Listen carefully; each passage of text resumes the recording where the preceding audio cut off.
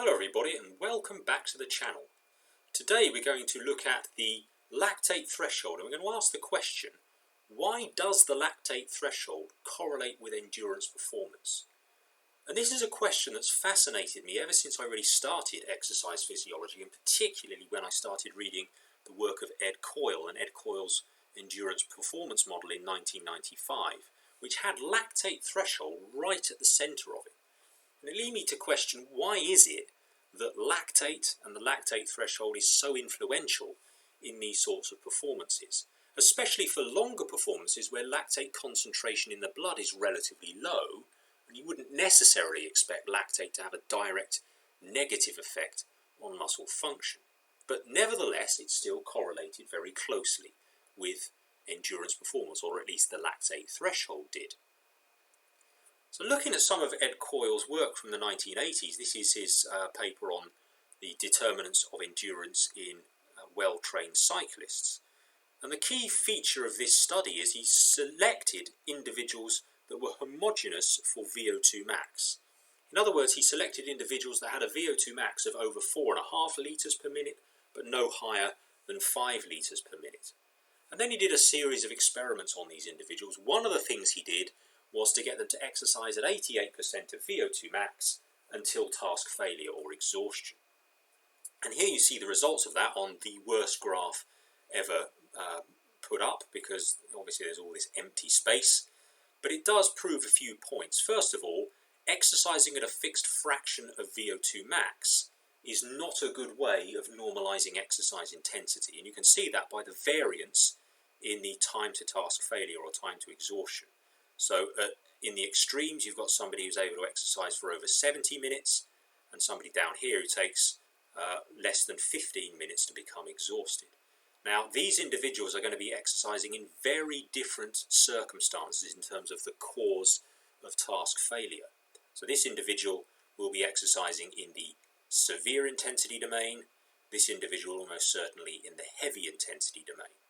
So what could be used to better represent endurance performance, or better correlate with endurance performance? The answer appears to be lactate threshold, at least from this sample. So now we see the fractional utilisation of VO2 max at the lactate threshold plotted against that same time to exhaustion. And now we have a very strong correlation between the fractional utilisation of VO2 max at lactate threshold and endurance performance. And this has been repeated in a variety of different circumstances for a variety of different exercise modalities.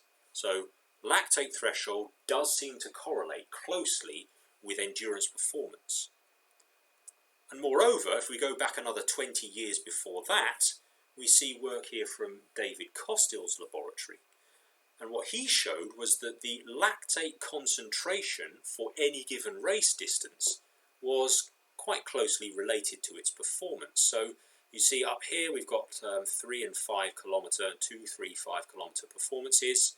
In the mid-range we have 10-mile and half marathon performances, and right over here we have 20-mile and marathon performance. But notice, even in the marathon, the blood lactate concentration is elevated above resting levels, and as a result of this, this performance will correlate pretty closely with where your lactate threshold is.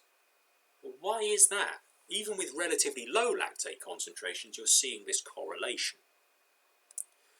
Well, you could say maybe lactate itself is important in limiting performance. Does it?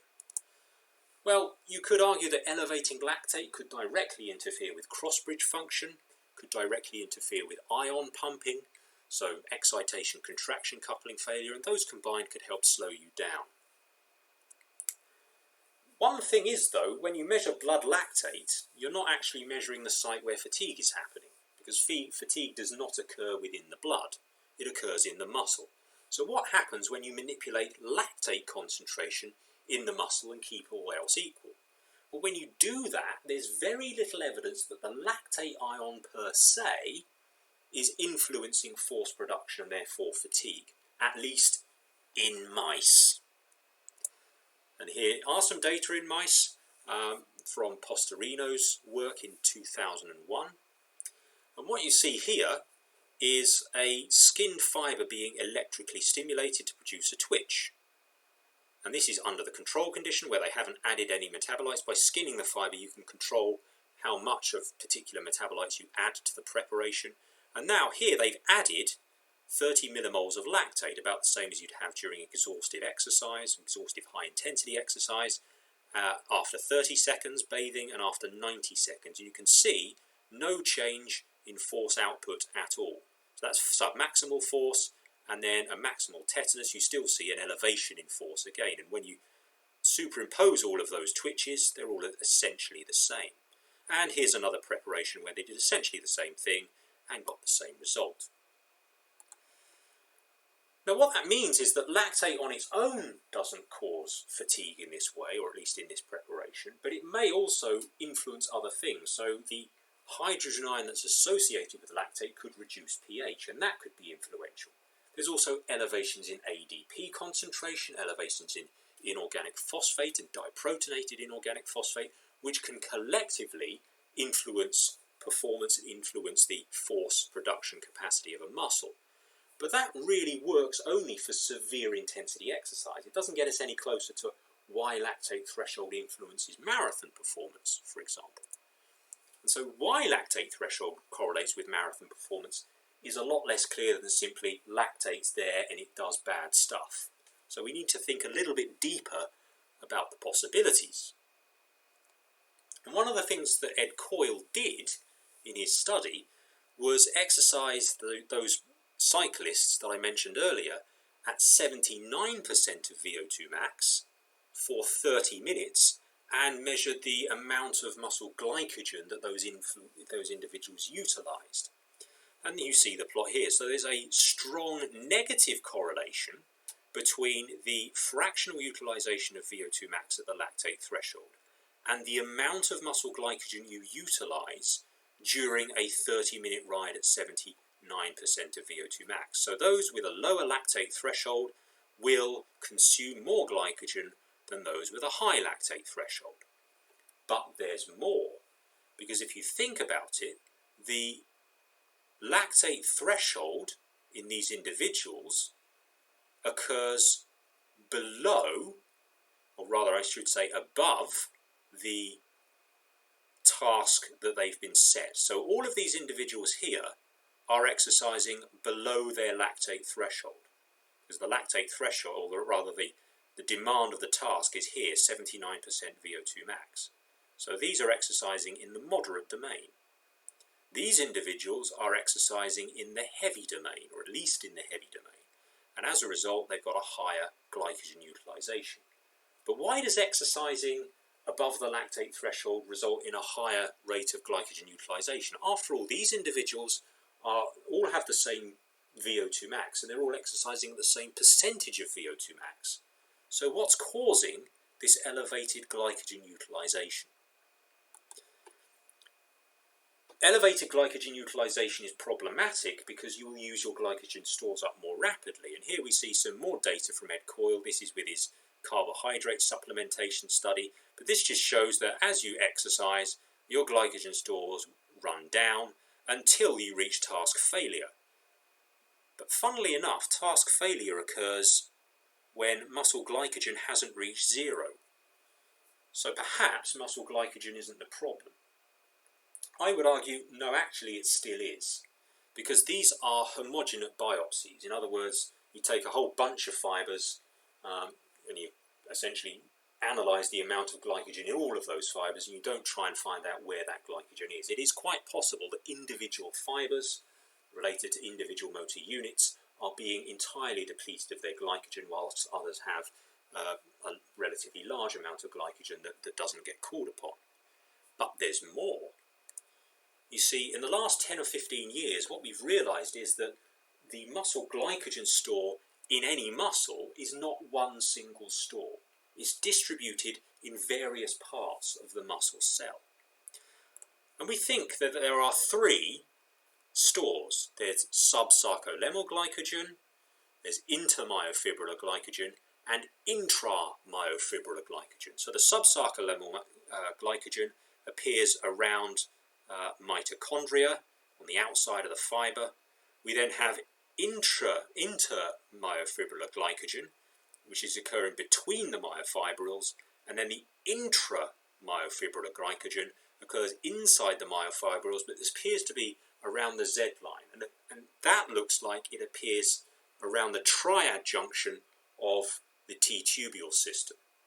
And that intramyofibrillar glycogen seems to be crucial in determining calcium release and uptake.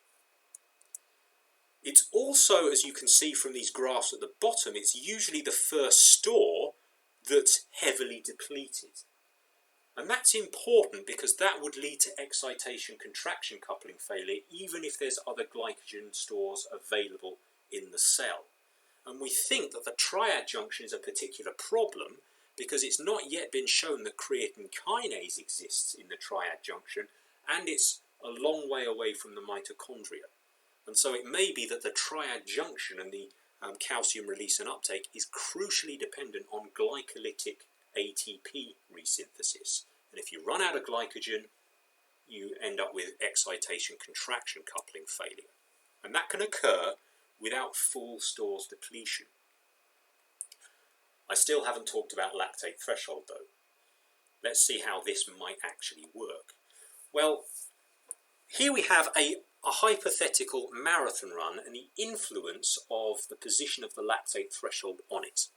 And this is directly related to the development of the VO2 slow component. So what we did in 2007, myself and Andy Jones in our paper on oxygen uptake kinetics and sports performance, is simulate a marathon run at a target speed of 16 kilometers per hour. So here we have the first participant has a lactate threshold that is 16 kilometers per hour. And so their performance VO2, we're assuming they all have the same baseline economy, 3.6 litres per minute is going to be the oxygen uptake demand of the task. That's going to lead to a particular energy requirement of 75.6 kilojoules per minute.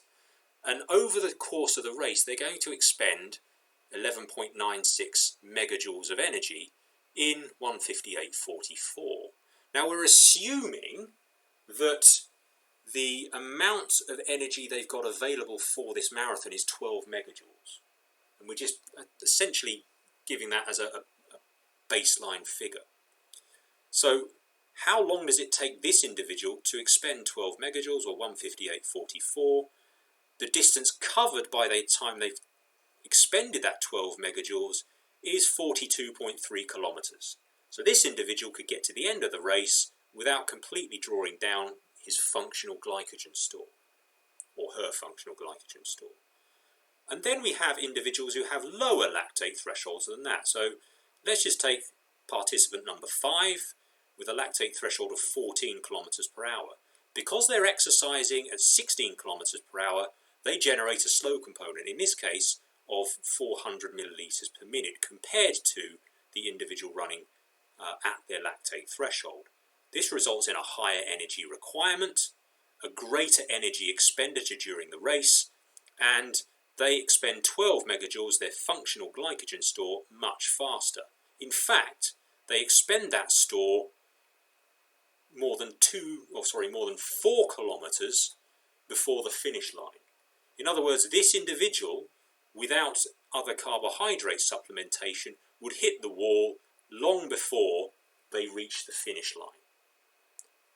And this is not really just hypothetical, because one of the things that Costill did in the paper I showed, the data that I showed you earlier, was also get somebody to run 20 miles on a treadmill, and he measured oxygen uptake, heart rate, and various other factors.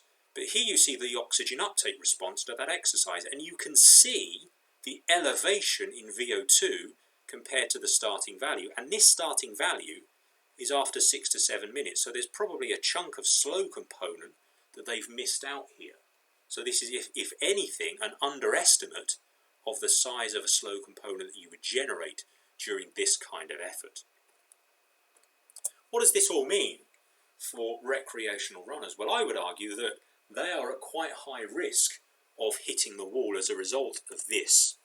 And that's because exercise in the heavy domain does not necessarily feel especially difficult. I mean, you know you're working, but it's not like you're on the ragged edge. But being in the heavy domain means that you're going to get an increased O2 cost as a result of that slow component, and that is going to draw down your glycogen stores. Add to that the fact that recreational runners generally have a lower running economy than elite marathon runners, and that these individuals will essentially be running for a time rather than a position. So they're not looking to win the race, they're looking to run a particular time, and that time may be ambitious, which may push them into the heavy domain anyway. Add to that the fact that they may also get carried away with themselves in the first few miles. It's quite likely these individuals will be exercising quite high up in the heavy domain in the first half of the marathon. We also know from work that Andy Jones has done that the critical power or critical speed may well decline as exercise progresses. And it could be that late in the race, not only are they in the heavy domain, they may be at risk of transferring into the severe intensity domain as they try and up the pace towards the end of the race. Add to that the fact that these individuals may have a suboptimal in-race feeding strategy, not through any fault of their own, but because it's actually quite hard to source carbohydrate as you're running around, and the people who are supporting you might not be in the right place at the right time.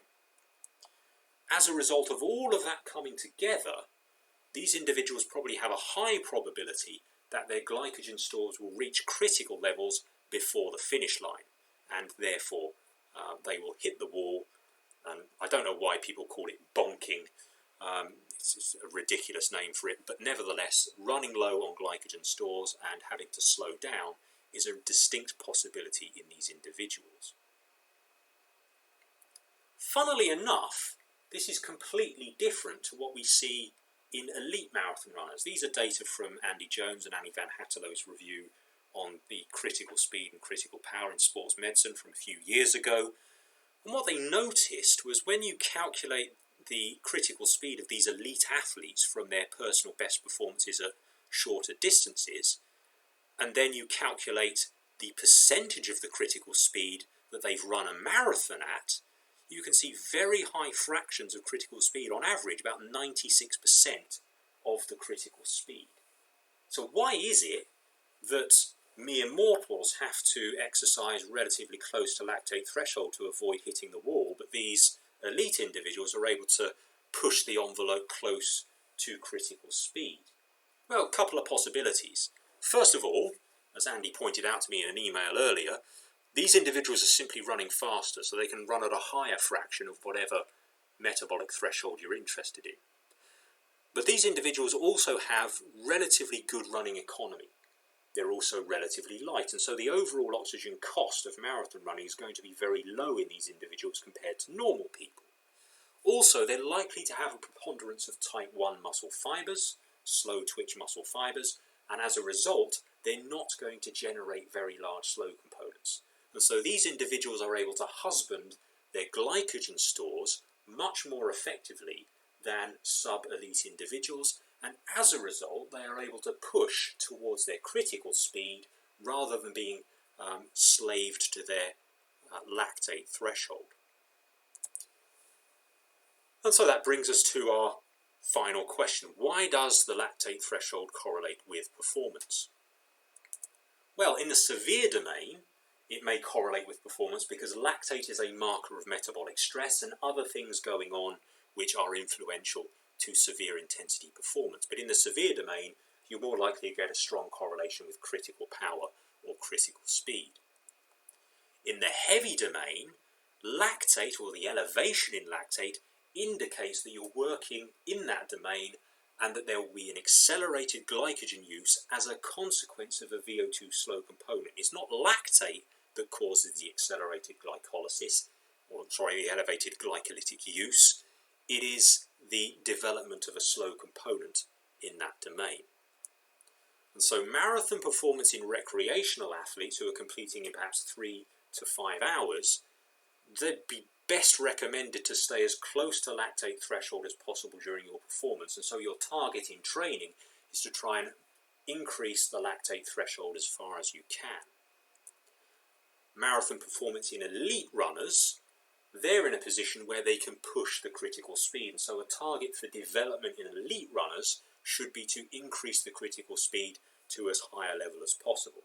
And if you're going to run a 2-hour marathon, your critical speed needs to be at least 21.1 kilometers per hour, otherwise you've got no chance of running a marathon that fast. So all it remains for me to say is thank you very, very much for your attention. Please don't forget to like and subscribe if you like my content, and I'll catch you next time.